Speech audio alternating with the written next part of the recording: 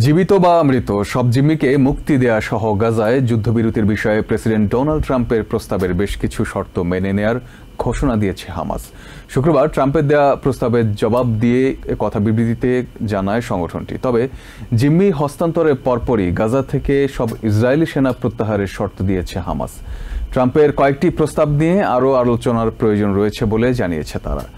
হামাসের সম্প্রতি দীর্ঘমেয়াদী শান্তির জন্য ইতিবাচক জানিয়ে অবিলম্বে গাজায় বোমা হামলা বন্ধের আহ্বান জানান প্রেসিডেন্ট ট্রাম্প। ট্রুথ সোশ্যালে করা এক পোস্টে তিনি জানান, এটি শুধু গাজায় যুদ্ধবিরতি নয়, পুরো মধ্যপ্রাচ্যে দীর্ঘমেয়াদী শান্তি প্রতিষ্ঠার একটি পদক্ষেপ। হামাসের এই সিদ্ধান্তকে স্বাগত জানিয়েছে কাতার, ইজিপ্ট, ইটালি, ফ্রান্স, কলম্বিয়া এবং জাতিসংঘ। গাজা থেকে সব জিম্মিকে মুক্তি দেয়া সহ হামাসের নিরস্ত্রীকরণ, গাজায় আন্তর্জাতিকভাবে গঠিত বোর্ডের নিয়ন্ত্রণ প্রতিষ্ঠা সহ প্যালেস্টাইনের সশস্ত্র সংগঠনটিকে 20 দফা প্রস্তাব দিয়েছিলেন প্রেসিডেন্ট ডোনাল্ড ট্রাম্প। একই সঙ্গে রবিবার সন্ধ্যার মধ্যে এ প্রস্তাবের জবাব দিতে হামাসকে হুঁশিয়ারিও দিয়েছিলেন তিনি। তবে অনেকটা আকস্মিকভাবেই শুক্রবার মধ্যস্থতাকারীদের কাছে ট্রাম্পের প্রস্তাবের জবাব পাঠায় হামাস। এক বিবৃতিতে প্রেসিডেন্ট ট্রাম্পের প্রস্তাব মতো জীবিত সব জিম্মিকে মুক্তি ও মৃতদের মরদেহ হস্তান্তরে সম্মতির কথা জানায় তারা। তবে প্রস্তাবের কয়েকটি শর্ত মেনে নিলেও গাজার নিয়ন্ত্রণ বোর্ড অব পিস নামে আন্তর্জাতিক কর্তৃপক্ষের হাতে ছেড়ে দেওয়ার প্রস্তাবে দ্বিমত জানিয়েছে হামাস। সেক্ষেত্রে গাজার নিয়ন্ত্রণ প্যালেস্টিনিয়ানদের নিয়ে গঠিত স্বাধীন কমিটির হাতে দেওয়ার প্রস্তাব করেছে তারা। একই সঙ্গে গাজা থেকে সব ইসরায়েলি সেনা প্রত্যাহারেরও দাবি জানিয়েছে সশস্ত্র সংগঠনটি। তবে হামাসকে নিরস্ত্র করার যে শর্ত ওই প্রস্তাবে রয়েছে সে বিষয়ে পরিচ্ছন্ন কোনো সিদ্ধান্তের কথা জানায়নি তারা। এমন অনেক বিষয় নিয়ে আরো আলোচনার সুযোগ রয়েছে বলে মনে করে হামাস। এক সাক্ষাৎকারে সংগঠনটির জ্যেষ্ঠ সদস্য মুসা আবু মারজুক বলেন, ইসরায়েলের হামলায় হামাসের সামরিক শক্তি প্রায় ধ্বংস হয়ে গেছে। এমত অবস্থায় তাদের সম্পূর্ণ নিরস্ত্রীকরণের বিষয়টি গুরুত্ব হারিয়েছে। Among Hamas, 90% of their capability, they destroyed it. Then there is nothing with Hamas talking about women. President ট্রাম্পের প্রস্তাবে হামাসের সম্মতি দেওয়ার সিদ্ধান্তকে স্বাগত জানিয়েছে আলোচনায় মধ্যস্থতাকারী দেশ কাতার ও ইজিপ্ট। সামাজিক মাধ্যমে দেয়া বিবৃতিতে স্বাগত জানায় তারা।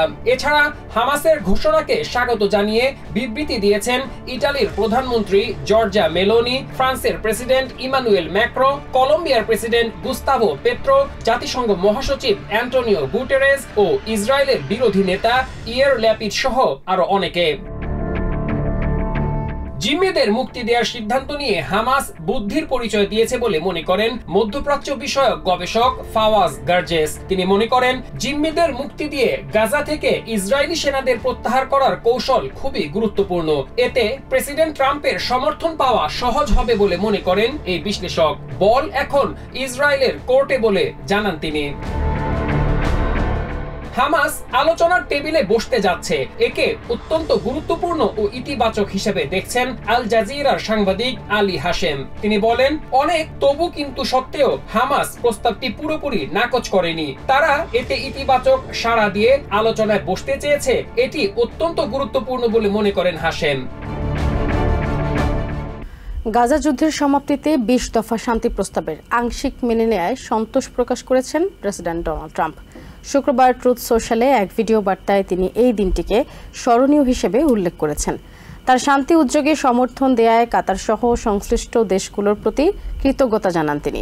সেই সাথে প্রতিশ্রুতি দিয়েছেন বিবাদমান সব পক্ষের সাথে ন্যায্য আচরণ করা হবে।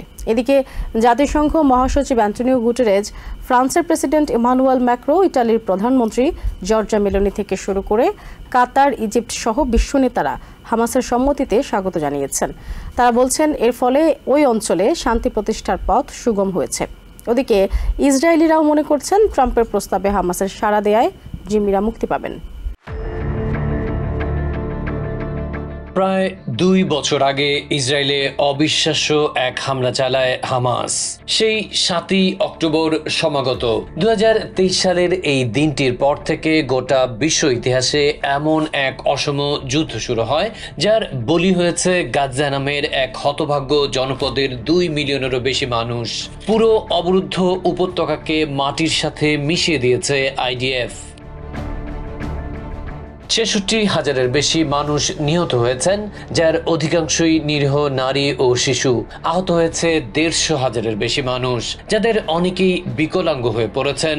দুর্ভিক্ষ হানা দিয়েছে অবরুদ্ধ উপত্যকায়, কেড়ে নিচ্ছে শত শত প্রাণ।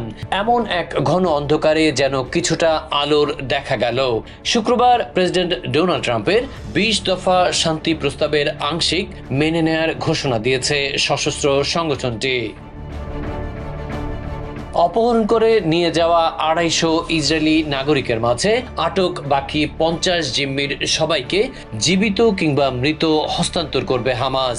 একই সাথে উপত্যকার নিয়ন্ত্রণ ছেড়ে দেবে, যোগ দেবে সমঝোতার আলোচনায়। গত সোমবার হোয়াইট হাউসে মধ্যপ্রাচ্যে শান্তি প্রতিষ্ঠায় 20 দফা শান্তি প্রস্তাবটি দিয়েছিলেন প্রেসিডেন্ট। একই সাথে 3 থেকে 4 দিনের সময়সীমা বেঁধে দিয়েছিলেন। সেই আলটিমেটামের শেষ দিনে এক বিবৃতিতে নিজেদের ইতিবাচক অবস্থানের কথা জানান দিল সশস্ত্র সংগঠনটি।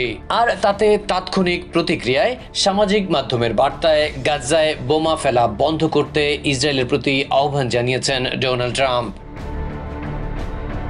পরে ট্রুথ সোশ্যালে এক ভিডিও বার্তায় হামাস গাজা যুদ্ধের সমাপ্তিতে 20 দফা শান্তি প্রস্তাবের আংশিক মেনে নেয় সন্তোষ প্রকাশ করে এই দিনটিকে স্মরণীয় হিসাবে উল্লেখ করেছেন ট্রাম্প। তার শান্তি উদ্যোগে সমর্থন দেয় কাতার সহ সংশ্লিষ্ট দেশগুলোর প্রতিও কৃতজ্ঞতা জানিয়েছেন। সেই সাথে প্রতিশ্রুতি দিয়েছেন বিবদমান সব পক্ষের সাথে ন্যায্য আচরণ করা হবে। এদিকে জাতিসংঘ মহাসচিব ছাড়াও ফ্রান্সের প্রেসিডেন্ট ইমানুয়েল ম্যাক্রো, ইতালির প্রধানমন্ত্রী জর্জিয়া মেলানি থেকে শুরু করে কাতার, ইজিপ্ট সহ বিশ্ব নেতৃবৃন্দ হামাসের সম্মতিতে স্বাগত জানিয়েছেন। সামাজিক মাধ্যমে তারা নিজ নিজ অবস্থান তুলে ধরে ট্রাম্পের পরিকল্পনার প্রশংসা করেছেন। তারা বলছেন এর ফলে ওই অঞ্চলে শান্তি প্রতিষ্ঠার পথ সুগম হয়েছে। ওদিকে ইসরায়েলিরাও মনে করছেন ট্রাম্পের প্রস্তাবে হামাসের সাড়া দেয় জিম্মিরা মুক্তি পাবেন। গাজায় দখলদার বাহিনীর অবৈধ অবরোধ ভাঙতে যাত্রা করা গ্লোবাল সমুদ্র ফ্লোটিলার সবশেষ নৌকাটি আটক করেছে ইসরায়েলি নৌবাহিনী। শুক্রবার ভূমধ্যসাগরে আঞ্চলিক জলসীমায় শায়েতের 30 নৌ কমান্ডো ইউনিটের একটি দল ফ্লোটিলার 25 নম্বর নৌকা মেরিনেটকে আটক করেছে। শায়েতের প্রকাশিত অভিযানের ভিডিওতে দেখা যায় ইসরায়েলি নৌবাহিনীর এক সদস্য অস্ত্রত্যাগ করে সতর্কতা জারি করেন। এ সময় মেরিনেটের একজন ফ্লোটিলা সদস্যকে প্যালেস্টাইনের পতাকা হাতে দাঁড়িয়ে থাকতে দেখা যায়। এর আগে বুধবার মধ্যরাত থেকে শুরু হওয়া ইসরায়েলি অভিযানে 40টি নৌকা আটকের কথা বলা হলেও শুক্রবার 42টি নৌকার তথ্য দিয়েছে দেশটির বিভিন্ন গণমাধ্যম, যেখানে ফ্লোটিলার 473 জন যাত্রীকে আটকের কথা বলা হয়। তবে সবশেষ নৌকা থেকে কতজন আটক করা হয়েছে তা এখনো জানানো হয়নি। অন্যদিকে ফ্লোটিলায় অংশ নেয়া আইনজীবীদের একটি নৌকা এদিন সাইপ্রাসে নোঙর করেছে। আইনজীবীদের বহন করা পৃথক নৌকাটির কোনো তথ্য এখনো পাওয়া যায়নি।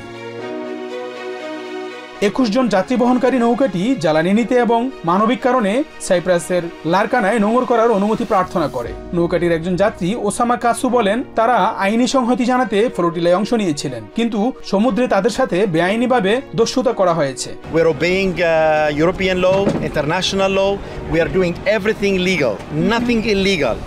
And in fact, everything that illegal that been done against us was done in high seas in international water, and we were kidnapped. Global সমুদ্র ফ্লোটিলা থেকে আটক অধিকার কর্মীদের আশদোদ বন্দর থেকে ইসরায়েলের দক্ষিণের একটি কারাগারে স্থানান্তর করা হয়েছে। কারাগারে কর্মীদের পরিচয়, যাচাই বাছাই এবং প্রত্যাবাসন প্রক্রিয়া শুরু করেছে সংশ্লিষ্টরা। ইতিমধ্যে ইতালির 4 নাগরিককে নিজ দেশে ফেরত পাঠানো হয়েছে বলে জানিয়েছে ইসরায়েলের পররাষ্ট্র মন্ত্রণালয়। অন্যদেরও শীঘ্রই নিজ নিজ দেশে ফেরত পাঠানো হবে। এদিকে ইটালির সিসিলি থেকে ছেড়ে আসা পৃথক একটি নৌবহর গাজার টাইম জোনে প্রবেশ করেছে বলে জানা গেছে। গত সোমবার যাত্রা শুরু করা ফ্রিডম ফ্লোটিলা কোয়ালিশনের এই নৌবহরে একটি বড় জাহাজ সহ 9টি নৌযান রয়েছে। সাংবাদিক, চিকিৎসক, আইনজীবী ও অন্যান্য পেশাদার 82 কর্মী সহ 96 জন যাত্রী রয়েছে নতুন এই নৌবহরে। গাজায় প্রস্তাবিত যুদ্ধবিরতি পরিকল্পনা মেনে নিতে হামাসকে নিউ ইয়র্কের স্থানীয় সময় রবিবার সন্ধ্যা 6টা পর্যন্ত সময় নির্ধারণ করে দিয়েছেন প্রেসিডেন্ট ডোনাল্ড ট্রাম্প। শুক্রবার ট্রুথ সোশ্যালে এক পোস্টে হামাসের জন্য এটাই শেষ সুযোগ বলে জানান তিনি। বলেন, চুক্তি না মানলে গাজায় নরক নেমে আসবে। কিন্তু প্রেসিডেন্ট ট্রাম্পের পরিকল্পনার বিষয়ে গাজায় হামাসের লড়াইয়ের প্রতি সমর্থনের বার্তা ফুটে উঠেছে বাস্তুচ্যুত প্যালেস্টিনিয়ানদের কণ্ঠে। শুক্রবার রয়টার্সের এক প্রতিবেদনে বিনা শর্তে হামাসকে অস্ত্রবিরতিতে না যাওয়ার প্রতি সমর্থন প্রকাশ পায় গাজার প্যালেস্টিনিয়ানদের মন্তব্যে। গাজাবাসীর দাবি, ট্রাম্পের পরিকল্পনায় যুদ্ধের স্থায়ী অবসানের নিশ্চয়তা নেই। হামাস অস্ত্র প্রত্যাহার করলে সেটা হতে হবে শর্ত সাপেক্ষে। এছাড়া ইসরায়েলের দিক থেকে চুক্তির শর্তাবলী মেনে চলার নিশ্চয়তা চাইছে গাজাবাসী। আরব রাষ্ট্রগুলো হামাসের পক্ষ থেকে চুক্তি মেনে চলার গ্যারান্টর হয়েছে, কিন্তু ইসরায়েল কি মেনে চলবে? তারা তো ধীরে ধীরে প্রত্যাহারের কথা বলছে। তারা যদি চুক্তি মেনে চলার নিশ্চয়তা দেয়, তাহলে সমগ্র গাজার জনগণের সাথে হামাসও তা গ্রহণ করবে। অস্ত্র প্রত্যাহার শর্ত সাপেক্ষে হোক, যেন আমাদের ওপর আবারও দুর্ভোগ ফিরে না আসে। আমাদের সন্তানরা শহীদ হয়ে গেছে, ঘরবাড়ি ধ্বংস হয়ে গেছে।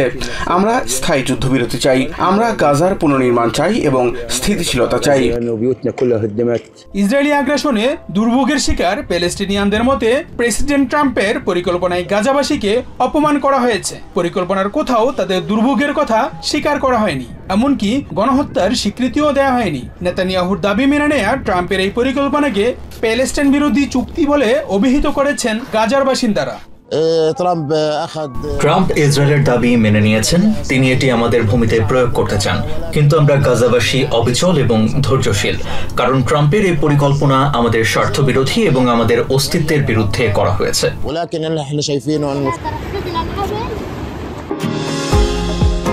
নিউ ইয়র্ক থেকে সম্প্রচারিত TVN 24 টেলিভিশন বিশ্বজুড়ে বাঙালির কণ্ঠস্বর।